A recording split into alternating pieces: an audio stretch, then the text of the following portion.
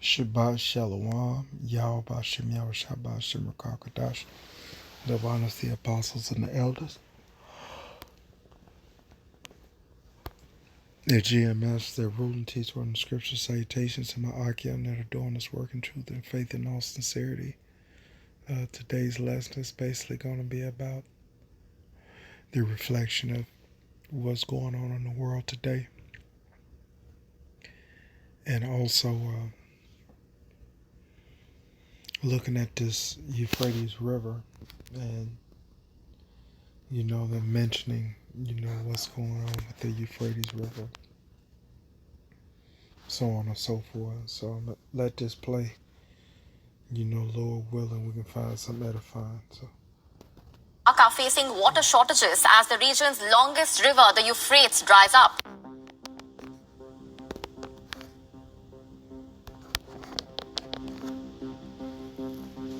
If one river on earth has carved its name in the sands of time, it is the Euphrates River. It is one of the oldest rivers in the world and has been instrumental in developing and sustaining several ancient civilizations. It is crucial to the three nations surrounding it today.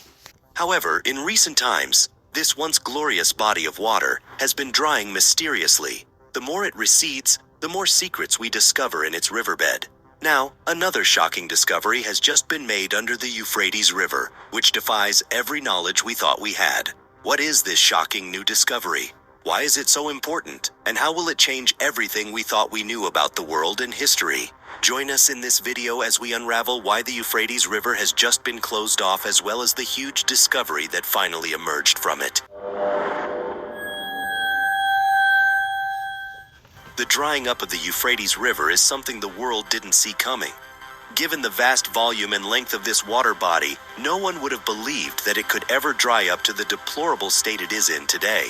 The Euphrates River was so prominent that you could see it from space. But now, what's left of this once flourishing body of water is nothing but arid land. In its prime, the Euphrates River was the longest in Southwest Asia. When it flowed at full capacity, it was a life-giving river not just for the people that lived along its banks, but also for the plants and animals. Without this river, most of the powerful ancient civilizations we know today may have never existed. Nations like Babylon and Mesopotamia thrived thanks to this river.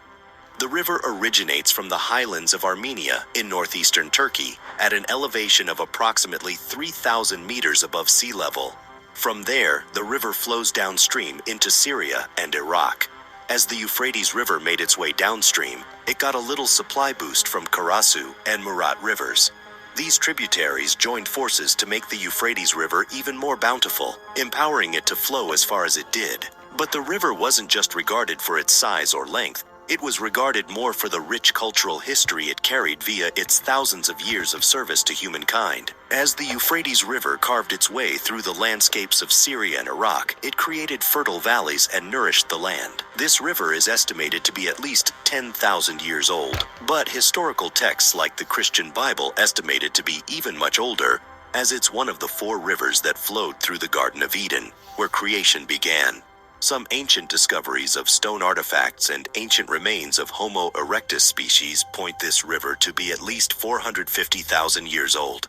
The fertile grounds watered by the Euphrates River created what we now know in history as the Fertile Crescent, a thriving hub of human activity. The river's abundant waters catalyzed agriculture. Here's the one simple fact that changed my life and got me from being a felon at 17 to making over enabling the growth of diverse crops that made civilizations prosper on the banks of the Euphrates. It is believed that it was from here agriculture spread to the rest of the world, all thanks to the Euphrates River. Due to this river's immense value, several magnificent cities and empires were built along it, some of whose remnants exist today. Some worthy mentions include Mari, Uruk, Ur, Mesopotamia, and ancient Babylonia. These cities were world centers of trade and innovation at the time, and the river provided a constant water source, making it easy for these cities to flourish. The Euphrates River was paramount in the rise of countless civilizations like Babylonia and Assyria. These civilizations built their empires off of the Euphrates River. History shows that the Babylonians built structures around it for better water manipulation and consumption. It would seem that this was where everything started to go wrong, because ever since then, the trend has continued up until today. You see, the Euphrates River is the key player in the thriving economies of Turkey, Syria, and Iraq. For as long as we know, these nations have been heavily utilizing the river for agriculture and hydroelectric power. Severally, there has been conflict between these countries regarding who gets a larger share of the water. Turkey has always been at an advantage since the river originates from its Armenian mountains. However, Iraq has always been disadvantaged because it is located far downstream. Control over the river was such an issue that the three nations had to sign a treaty to make sure no nation cheated the other out of this free-flowing body of water. You see, Turkey was the first of the three nations to build several dams on the Euphrates, thereby reducing the volume of water flowing into Syria and Iraq. This treaty prohibited Turkey from making any more dams without consulting the other two countries, and it also permitted Iraq to construct and own dams on Turkey's territory. However, even after this treaty, things still went awry. Turkey's dams were already taking too much water, and Syria started building its dams. Very little was left for Iraq when the river flowed through these dams. Iraq was unhappy that they only got the leftovers from the Euphrates River. And so, in 1989, another treaty was signed in which Syria agreed to allow 60% of the water it received from Turkey to flow into Iraq. This agreement eased the tension for a long time, about 20 years. But then, Turkey launched their massive GAP project, causing the dam war to start again. The GAP project is a massive project aimed at developing the water and land resources of the region. It is the most expensive project in Turkey's history. The project involved creating about 22 dams, 19 hydroelectric power plants, and irrigation structures covering at least 1.8 million hectares of land. You can imagine the anger and frustration of Iraq when they realized Turkey was pushing for this project. This was a clear breach of the treaty. The GAP project was an impressive but selfish move by Turkey, and it is a significant contributor to the present deplorable state of the river. Currently, Turkey controls 90% of the water flowing in the Euphrates River. As a result, the water flowing into Syria has been cut off almost completely, leaving the area where water should have flowed barren. Now that the Euphrates River is being cut off, crops are failing, animals are dying, fishes are no more, and around 800 families have been forced to relocate to other surrounding villages. But it's not just humans who are affected. The river's ecosystem is also at the receiving end. Plants and animals that need the river to survive are stranded with nothing. It is evident that if dam construction and water diversions had been minimized, the Euphrates volume would not have depleted so quickly. Excessive usage disrupted the delicate balance of the river's ecosystem. Coupled with the effects of climate change, we can see why the Euphrates River is a mere caricature of its former self. But mysteriously, strange structures and ancient artifacts keep coming into view as this river continues to dry up. At first, the strange tunnels suddenly appeared beneath the Euphrates. The scary part of this discovery was that these tunnels were believed to lead to the dungeons where the fallen angels were kept in captivity.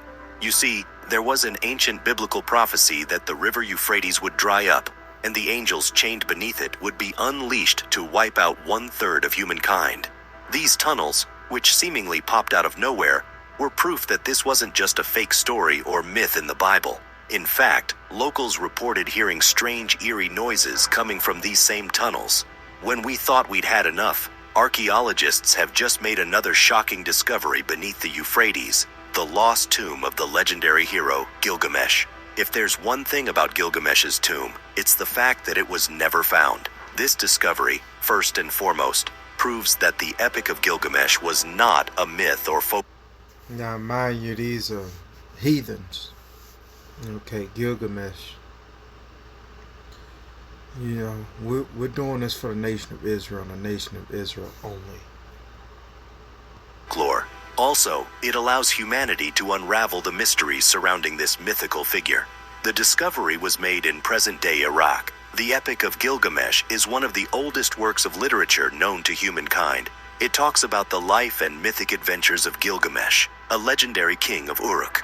There are We took a page from the military's playbook and built a portable solar power generator that could protect you and your... various mythical legends like the Greek legends of Zeus, Apollos, and Achilles. But these are all considered myths because no one has seen substantial proof of their existence, their tombs. Gilgamesh is the legendary hero of Mesopotamian mythology. He is a monumental figure whose epic tale has marveled audiences for thousands of years. Gilgamesh is recorded in the history books as an ancient king of Uruk who ruled approximately 2600 BC. His father was a king, but his mother was a goddess, and so Gilgamesh was half human, half god, or what you'd call a demigod. As a demigod, Gilgamesh was a man. It all lies. This is Revelation chapter 16, verse 12. And the sixth angel poured out his vial upon a great river Euphrates, and the water thereof was dried up, that the way of the kings of the east might be prepared. And I saw 3 unclean spirits like frogs come out of the mouth of the dragon, and out of the mouth of the beast, and out of the mouth of the false prophet. For they are the spirits of devils working miracles, which go forth unto kings of the earth and of the whole world, gather them to the battle of the great day of the Most High Almighty. And so we're coming into that time where